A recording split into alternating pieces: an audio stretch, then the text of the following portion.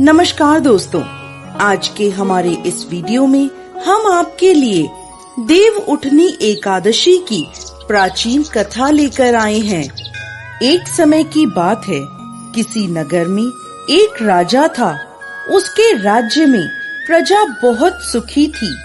एकादशी के दिन उसके राज्य में कोई भी अन्न ग्रहण नहीं करता था और ना ही अन्न को बेचता था। सभी लोग फलाहार करते थे। एक बार भगवान श्री हरि ने राजा की परीक्षा लेनी चाहिए। तब भगवान श्री हरि एक सुंदर स्त्री का रूप धारण करके सड़क पर बैठ गए। जब राजा वहाँ से गुजरा तो उसने उस स्त्री को देखा। उसकी सुंदरता को देखकर राजा चकित रह गया।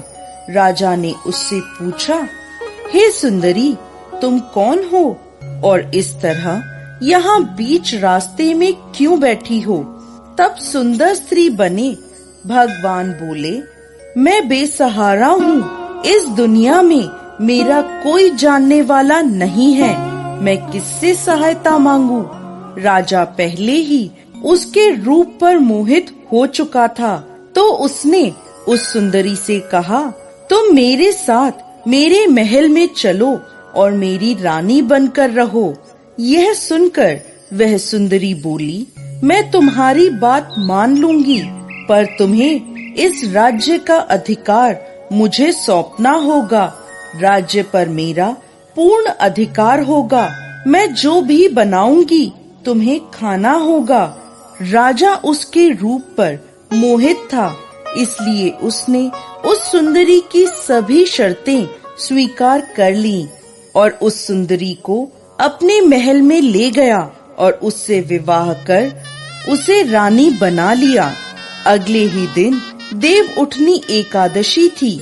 उस सुंदरी ने सभी को आदेश दिया कि बाजारों में बाकी दिनों की तरह अन्न बेचा जाए।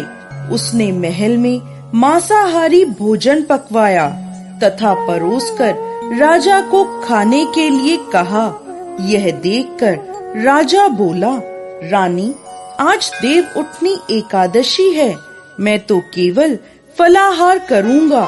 तब उस सुंदरी ने अपनी शर्त राजा को याद दिलाई और कहा, ये खाना आपको खाना होगा, नहीं तो मैं बड़े राजकुमार का सर कटवा दूंगी।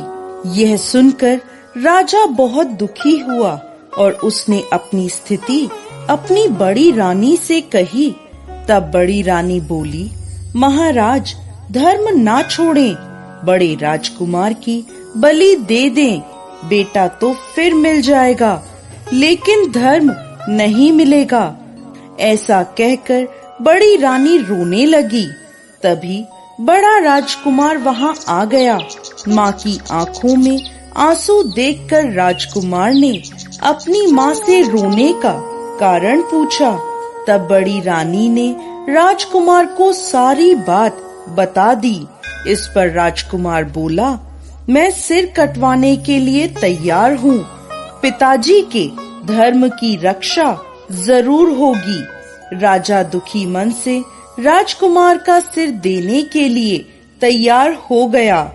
तब उस सुंदर स्त्री के रूप में भगवान विष्णु ने प्रकट होकर असली बात बताई और कहा, हे राजन, तुम इस कठिन परीक्षा में उत्तीर्ण हुए हो। भगवान ने प्रसन्न मन से राजा को वर मांगने के लिए कहा। तब राजा बोला, हे प्रभु, हमारे पास आपका दिया सब कुछ है। आप हम पर अपना आशीर्वाद बनाए रखें और हमारा उद्धार करें। उसी समय वहाँ एक विमान उतरा। राजा ने बड़े राजकुमार को राज्य सौंप